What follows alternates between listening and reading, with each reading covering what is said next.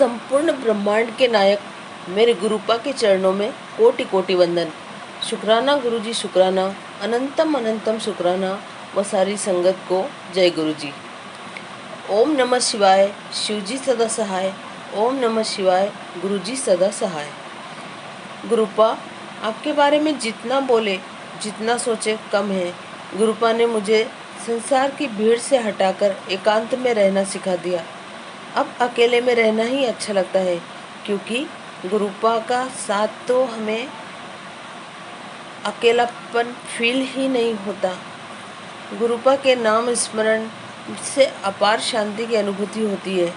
वो हमारे दुख टेंशन को समझते हैं। वह चुटकियों में प्रॉब्लम सॉल्व कर देते हैं।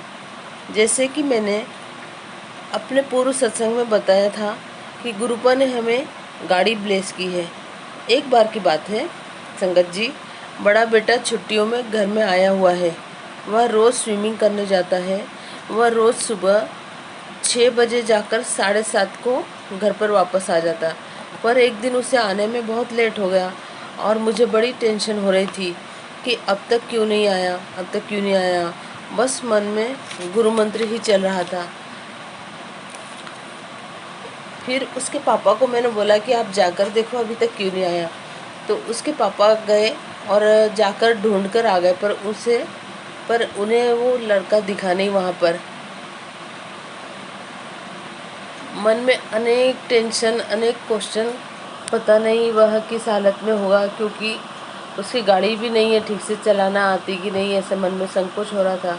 वो स्विमिंग भी ठीक से नहीं आती। मन में उल्टे सीधे विचार चल रहे थे और ऊपर से उस दिन एम्बुलेंस का इतना आवाज़ आ रहा था बार बार। मन में इतना डर कि कहीं बुरी खबर सुनने को न मिल जाए। बस गुरुपा के चरणों में बैठकर अरदास मंत्र ही चल रहे थे।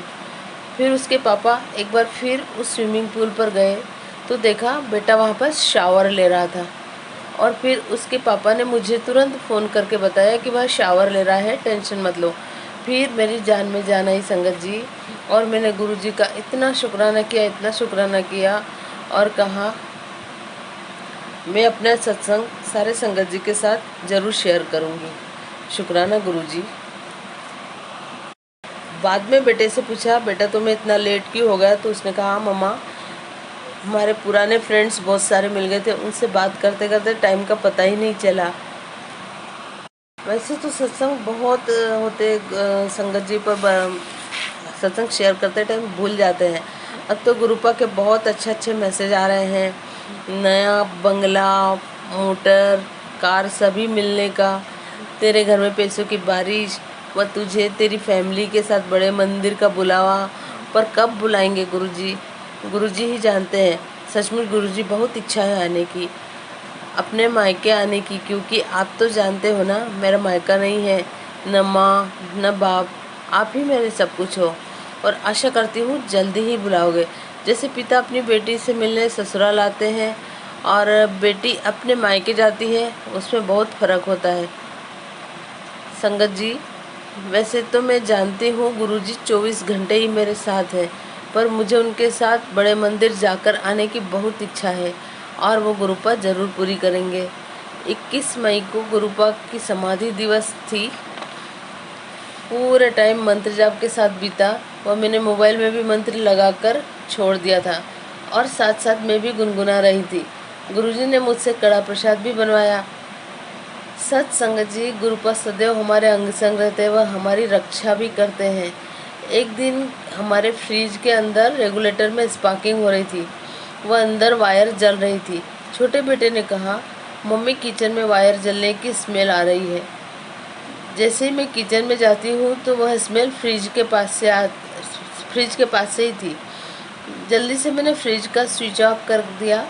पति अंकल को बताया, उन्होंने प्लग लगाकर स्विच ऑन किया और फ्रिज का दरवाज़ा खोला तो पता चला कि रेगुलेटर जल रहा है। जल्दी से फ्रिज बंद करके स्विच ऑफ किया और उसे रिपेयर करवाया। गुरुजी की कृपा से कुछ भी अनहोनी नहीं हुई, क्योंकि फ्रिज के पास गैस सिलेंडर के बीच सिर्फ 1 फीट की दूरी थी। मेरे किचन में ही गुरुजी के स्वरूप है। उन्होंने बहुत बड़ी दुर्घटना होने से बचा लिया। संगत जी, इसलिए मैं गुरुजी का बार बार शुक्राना करती हूँ। गुरुपा, इसी तरह सभी संगत व सत्संग शेयर करने वाली आंटी व उनके परिवार की रक्षा करना। सत्संग शेयर करने में जो कुछ भी गलती हुई हो उसे माफ़ करना गुरुजी। संगत जी, आप भी माफ़ करना। अब नए सत्संग की तैयारी के साथ गुरु मंत्र। ओम नमः शिवाय, शिवजी सदा सहाय। ओम नमः शिवाय, गुरुजी सदा सहाय। जय